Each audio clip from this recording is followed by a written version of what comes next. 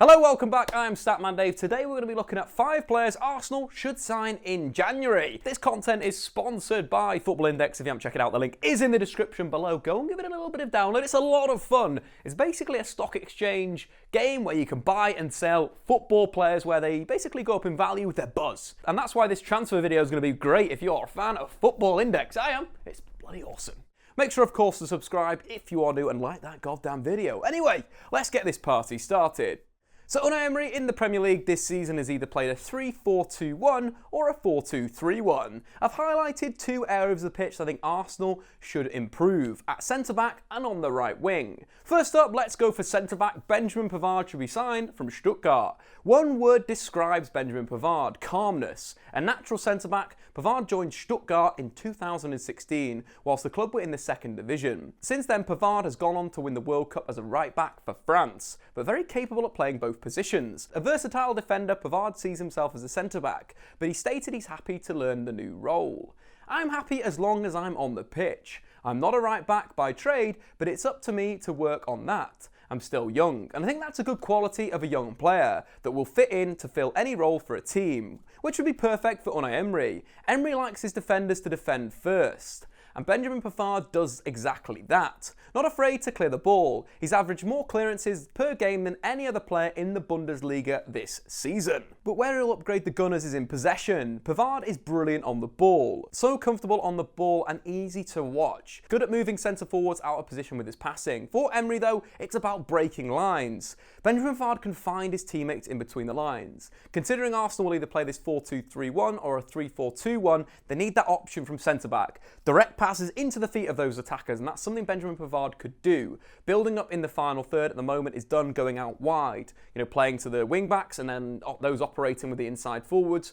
What Pavard would bring Arsenal is that pass inside to a number 10 to get them turned to then create in the final third. Pavard averages 6.6 long balls per game. Expect more for Arsenal, as Stuttgart only average 46% possession, whereas Arsenal are at 57%, so you'd expect more long balls completed by Benjamin Pavard in the Premier League. During his time at Stuttgart, he's won 85% of his tackles, a better success rate than Diego Godin, Gerard Piqué and Rafa Varane over the same period, but he's very capable on the ball. Pavard averages more passes per game than any other player at Stuttgart, and again would provide great balance for Arsenal. So let's move on to the second player, that is Upamecano from RB Leipzig. If Pavard is the ready-made option, Upamecano would be one for the future. He's a player with massive potential, physically imposing and uses his athleticism to bully his opponents.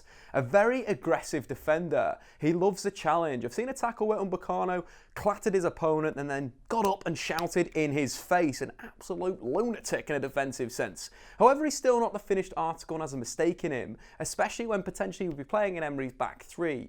Emery would have his work cut out for him with Upamecano, but if he can mould the young Frenchman, he'd be one of the best centre-halves in world football. On to number 3, Denis Suarez. After moving to Barcelona from Villarreal, Suarez has really struggled for game time, and his performances are not what they were. However, Unai Emery uses similar tactics to Suarez's coach at Villarreal. Marcelino is a fan of the 4-4-2, with his wide players moving inside to become interiors, playmakers in the central area, playing a centre mid out wide to become a passer. Suarez is technically excellent and a very good player to watch. In the 2016-17 Europa League, Denis Suarez registered more assists than any other player, capable of playing off the left and the right, but more frequently on the left wing. But why he would be perfect for Emery is his work rate. Under Marcelino, Suarez averaged 2.6 tackles per game and 1 interception. Great defensive work from a wide player, and could further add quality to Arsenal should Aaron Ramsey leave in the summer. On to number 4, Nicolas Pepe. Playing for Lille in Liga, is currently their top scorer. Plays in a 4-3-3 but tends to stay higher up the pitch as a second striker from the right wing, much like Mohamed Salah for Liverpool. He's got excellent movement and likes to run on the inside of the fullbacks off the ball. On the ball, he looks for 1-2s, often playing the ball into the striker's feet before getting on the end of the return pass. A strong, mobile forward is a natural instinct to get into goal-scoring positions, and he'd be perfect for Arsenal, especially linking with Lacazette. Pepe's not as defensively intense as Emery would like, but makes up for his goals and assists. In 18 Liga appearances, Pepe has 12 goals and 5 assists, and is the league's joint top scorer. A direct winger capable of playing on the left, the right, and as a striker. Pepe averages a dribble every 22 minutes for Lille. There's been a lot of talk about Nicolas Pepe moving to the Premier League, so could be a great buy on Football Index. You're thinking as their value rises, when more papers and more media outlets talk about these players. Nicolas Pepe is having a worldie of a season at Lille, so expect his price to rise over the next 6 to 12 months. If you haven't checked out Football Index, the link is in the description below. Go and give it a download. Anyway, back to the transfers. And the final player that Arsenal should move for in the window is Cristian Pavon, an old school right winger. Pavon looks to run his man before getting crosses into the box. He averages 4.3 dribbles per game and 4 crosses in the Primera division. An exciting right winger.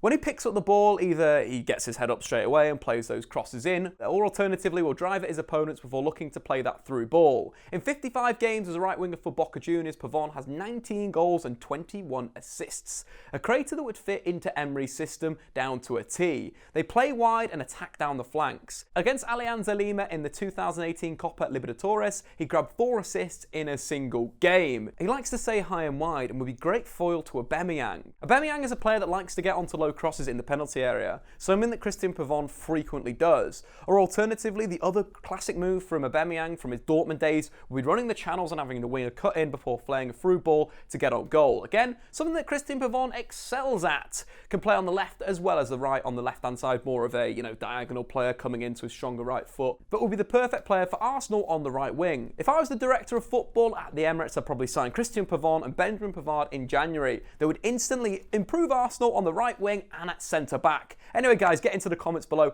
Who do you think Arsenal should buy in January to improve Emery's side? Who maybe they should sell? Get involved and join the debate. I've been Statman Dave. Subscribe if you are new. Over and out.